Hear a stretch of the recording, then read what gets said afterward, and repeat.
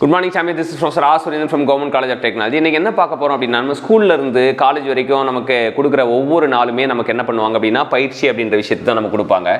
ஏன் இந்த பயிற்சி வந்து நமக்கு இருக்கணும், ஏன் நமக்கு பயிற்சி வந்து இருக்கணும் அப்படின்னு பார்த்தீங்கன்னா, ஏன் பயிற்சி வந்து இருக்கணும் அப்படின்னு பார்த்தீங்கன்னா, பயிற்சி வந்து நமக்கு அனுபவமாக மாறும் அப்படின்றத தெரிஞ்சுக்கலாம். ஒரு கேள்வியே சந்திக்கிறீங்க, இல்லை ஏதோ ஒரு விஷயத்தை பேசுகிறீங்க, படிக்கிறீங்க அப்படின்னா அது வந்து உங்களுக்கு என்னவா மாறும் அப்படின்னா, அது புரிஞ்சால் அனுபவமாக மாறும்.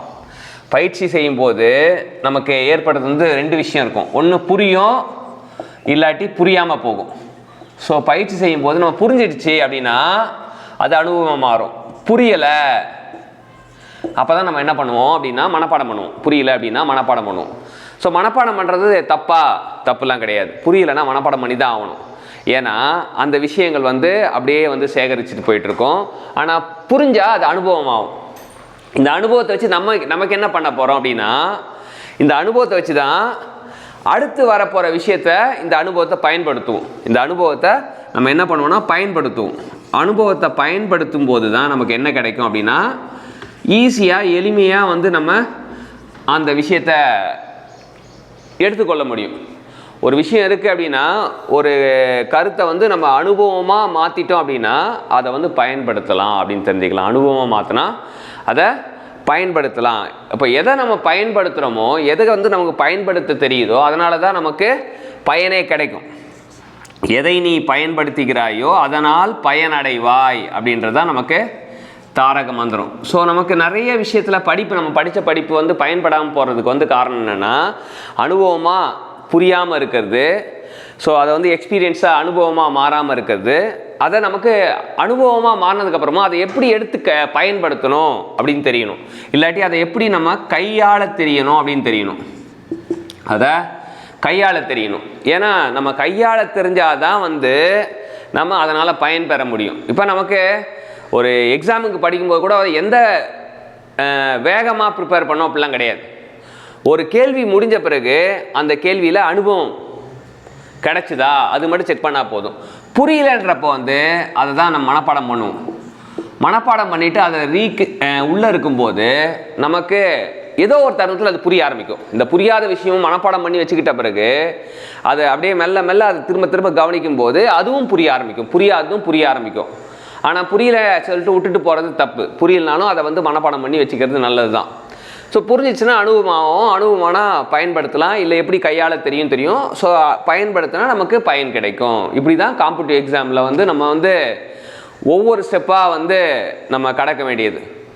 ஒரு கேள்வியை பார்த்தாலும் அந்த கேள்வி வந்து அனுபவம் வந்துச்சுன்னா போதும். ஒரு நாளைக்கு 5 கேள்வி படித்தா கூட போதும், ஒரு நாளைக்கு 10 கேள்வி படித்தா கூட போதும். ஆனால் அனுபவிக்காத அந்த கேள்வியினால் எந்த ஒரு பலனும் கிடையாது. நம்ம அனுபவமே இல்லாமல் நம்ம பாட்டு நம்ம படிச்சுக்கிட்டே போகிறோம், அதனால் பயன் கிடையாது. ஒரு கேள்வி முடிஞ்ச உடனே அனுபவம், ஒரு கான்செப்ட் முடிஞ்சோடனே அனுபவம். ஸோ அதுக்கு தான் வந்து உங்களை ப்ராக்டிஸ் பண்ண சொல்கிறது வந்து என்னென்னா, ஃபோட்டோகிராஃபிக் மைக்ரோ லேர்னிங் பண்ணுங்கள், வீடியோகிராஃபிக் மைக்ரோ லேர்னிங் பண்ணுங்கள், ஐபிஎல் பண்ணுங்கள், சிஎம்ஜி பண்ணுங்கள், சேலஞ்ச் மிட் கேம் பண்ணுங்கள், இன்ட்ராக்டிவ் பார்ட்டிசிபேட்டர் லேர்னிங் பண்ணுங்கள் அப்படின்னு எல்லாம் சொல்கிறது எதனால் அப்படின்னா, நீங்கள் அது அனுபவமாக அப்படியே உள்ளார்ந்து போகும். அப்படி இருக்கும்போது ஒரு 6 மாதத்தில் கூட உங்களால் என்ன பண்ண முடியும்னா, ஏதாச்சும் ஒரு காம்படிட்டிவ் எக்ஸாமை ஈஸியாக அச்சீவ் பண்ண முடியும். இல்லை நான் அனுபவிக்கவே இல்லை, எனக்கு பயிற்சி மட்டும் எடுத்துகிட்டே இருக்கேன், அனுபவம் மட்டும் கிடைக்கவே இல்லை, நான் எதையும் மனப்பாடம் பண்ணலை, எதையுமே ஞாபகம் வச்சுக்கல அப்படின்னா, எதையும் பயன்படுத்தலை அப்படின்னா நமக்கு அந்த பயன் கிடைக்காது. ஸோ இதுதான் வந்து காம்படிட்டிவ் எக்ஸாமில் ரொம்ப சூப்பரான விஷயம். இது வந்து நமக்கு ஒரு டெஸ்ட் எழுதும்போது கூட நம்ம அந்த அனுபவமாக தான் பார்க்கணுமே தவிர அது கேள்வியாக பார்க்கக்கூடாது. ஒவ்வொரு கேள்வியும் வந்து நீ தேர்வு எழுதும்போது என்ன பண்ணணும்னா அது ஒரு அனுபவமாக தான் பார்க்கணும். அனுபவமாக பார்க்கும்போது தான் வந்து இதுவாகும். இப்போ நம்ம ஒரு கேள்வியை முதல் தடவை சந்திக்கிறோம், அது ஒரு மாதிரி சந்திப்போம். 2வது தடவை சந்திப்போம், அது வேறு மாதிரி சந்திப்போம். 3வது தடவை சந்திப்போம், அது வேறு மாதிரி இருக்கும். அப்போ இங்கே என்ன தேவைப்படும் அப்படின்னா, நம்ம ஒவ்வொரு வாட்டியும் பார்க்கும்போது நம்மளோட எது வேறுபடும் அப்படின்னு பார்த்தீங்கன்னா, ஒவ்வொரு வாட்டியும் இது ஏற்படும் போது நமக்கு என்ன ஆகும்னா, பயிற்சினால் அனுபவம் கிடைக்கும்ல, நம்மளோட அணுகுமுறை வந்து வேறுபடும். நம்மளோட அப்ரோச் அப்படி சொல்லுவாங்க. அப்ரோச் வந்து கம்ப்ளீட்டாக வேறுபடும். ஒரு கேள்வியை பார்த்தோன்னா ஒருத்தன் வந்து ஒரே மாதிரி பால், இந்த சச்சின் டெண்டுல்கர் வந்து ஸ்வீப் ஷாட் வந்து நல்லா பெட்டராக ஆடுவார். அப்போ அது ஆடிக்கிட்டே இருக்கும்போது எப்படி போட்டாலுமே வந்து ஸ்வீப் வந்து ஈஸியாக அடிக்கிற மாதிரி இருப்பார். ஸோ அதே போல் தான் உங்களோட அணுகுமுறை வந்து மாறுபடும். ஒரு கேள்வியை ஒரு கான்செப்டை ஒரு தடவை சந்திக்கிறதுக்கும் ரெண்டாவது சந்திக்கும் உங்களோட அணுகுமுறை மாறுபடும். அதையும் வந்து நீங்கள் அனுபவமாக சேகரிச்சுட்டே வரணும். ஸோ உங்களோட அனுபவங்களோட சேகரிப்பு தான் வந்து உங்களை என்ன பண்ணணும், அனுபவம் சேகரிச்சுட்டே வரும்போது என்ன ஆவீங்கன்னா நீங்கள் பலசாலியாக உணர்வீங்க, உங்களோட பலம் வந்து கூடும். இது வந்து ஒவ்வொரு கேள்விக்கும் வந்து இப்படி தான் கடந்து போகணும். அவசரப்படக்கூடாது. அவசரப்பட்டால் அந்த அனுபவம் வந்து உள்ளேயே வராது. விஷயம் என்னென்னா, நீங்கள் வந்து இதை வேகமாக முடிக்கணும், இது சீக்கிரம் கற்றுக்கணும் அப்படின்னா அவசரம்னா அனுபவம் உள்ளேயே வராது. அனுபவம் உள்ளே வரலைன்னா நம்ம ப்ரிப்பேர் பண்ணுறதே வேஸ்ட்டு தான். இப்போ நம்மளை தயார்படுத்துறது எது அப்படின்னா, நம்ம தயாராகிறோம் அப்படின்னு எப்போ உணர முடியும் அப்படின்னா, நம்மளோட பயிற்சி தான் நம்மளை தயார்படுத்துறதை தவிர வேறு எதுவும் கிடையாது. ஒரு பயிற்சி அப்படின்னா இப்படி தான் இருக்கணும். பயிற்சி மூலியமாக தான் தயார்படுத்த முடியும். இப்போ இந்த காம்படிட்டிவ் எக்ஸாம்லாம் எல்லாராலையுமே சாத்தியம்தான். ஃபஸ்ட்டு யார் முடியும்னு நினைக்கிறாங்களோ அவங்களுக்கு சாத்தியம். இப்போ இந்த காம்படிட்டிவ் எக்ஸாம் ப்ரிப்பேர் பண்ணும்போது நிறைய பேர் என்ன பண்ணுவாங்கன்னா, என்னால் முடியாது, நான் இதுக்கு சரிப்பட்டு வர மாட்டேன், என்னால் ப்ரிப்பேர் பண்ண முடியாது. ஒரு முயற்சியே செய்யாமல் முடியாதுன்னு சொன்னால் அது தவறு. முயற்சி பண்ணணும், முடியும்னு நினைக்கணும், அப்போ கண்டிப்பாக அது முடியும். ரெண்டாவது, முடியும்னு நினச்ச பிறகு நமக்கு என்னென்னா சரியான வழிகாட்டுதல் வேணும்.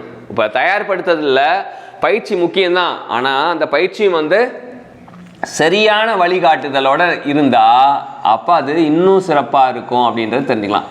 சரியான வழிகாட்டுதல் அப்படின்னா பார்த்தீங்கன்னா, அந்த தேர்வு ஏற்கனவே எழுதுனவங்க, அந்த தேர்வை வந்து நிறைய தடவை அட்டன் பண்ணவங்க, அவங்ககிட்ட கேட்டிங்கன்னா கிடைக்கும். இல்லை வந்து உங்களுக்கு சரியான குரு வாய்க்கப்பட்டால் அப்போ உங்களுக்கு அந்த வழிகாட்டுதல் கிடைக்கும்.